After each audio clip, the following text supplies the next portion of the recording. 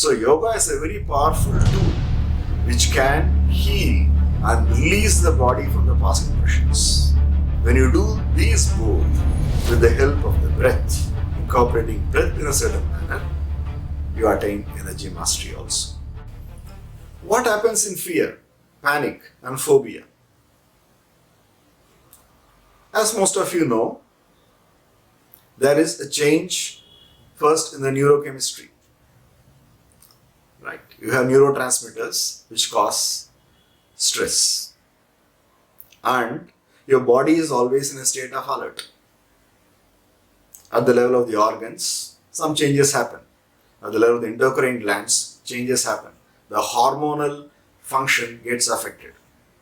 And when at the neurotransmitter level and the hormonal level, if changes are continuous over a period of time, the changes in the body by and large become permanent. Which means fear will be a continuous state of being. And when there is phobia, there are certain triggers. You exactly know if I meet this person, or if I go to a certain place, or a certain type of place, or if a certain animal, or if I see a certain animal, then the body changes. Correct? So the trigger is very clear.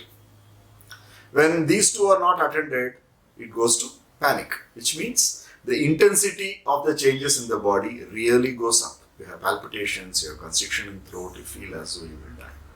Which means the involuntary muscles of the body, the muscles over which we don't have any control, are firing on their own. They are constricting, relaxing on their own, and you just don't have any control over it. When this happens, then thoughts becomes really uncontrollable. We really do not know whether thought is controlling the behavior, habit, or habit and behavior is controlling the thought. So it's a complete confusion in the system. So if you look at what I discussed so far, there is change in level of the body, the brain, and the muscles. Right? That is physical. There is change in level of the mind.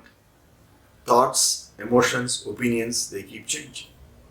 And especially people who have panic attack or phobia, they know that after a bout of panic or a phobia attack, there is a drainage of energy. You feel exhausted. Those who have continuous, I would say, continuous level of fear or anxiety in the system, you feel drained at the end of the day. Sometimes at 9 o'clock in the night, or 10 o'clock, or sometimes even at 4 or 5 in the evening, because there's a huge mechanism or a huge process that has happened throughout the day, and by that time you're 4 or 5 o'clock, energy dips. So you take a nervous stimulant, which again raises it, and again it dips again, and it again confuses the system. What happens if you just try to manage with medications? Medications, what they do?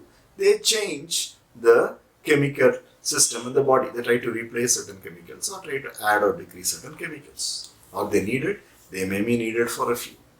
But what is more important is, on one hand, while I'm managing the chemistry of the system, I should also release the body from the impressions that have been formed. I should also work to stabilize the mind. Then I should also work to change the structure of my energy system. If these three do not happen, most people know that over a period of time, either the quantum of medicine increases or the side effect of medicine increases, which further suppresses the neural system. What does yoga do here?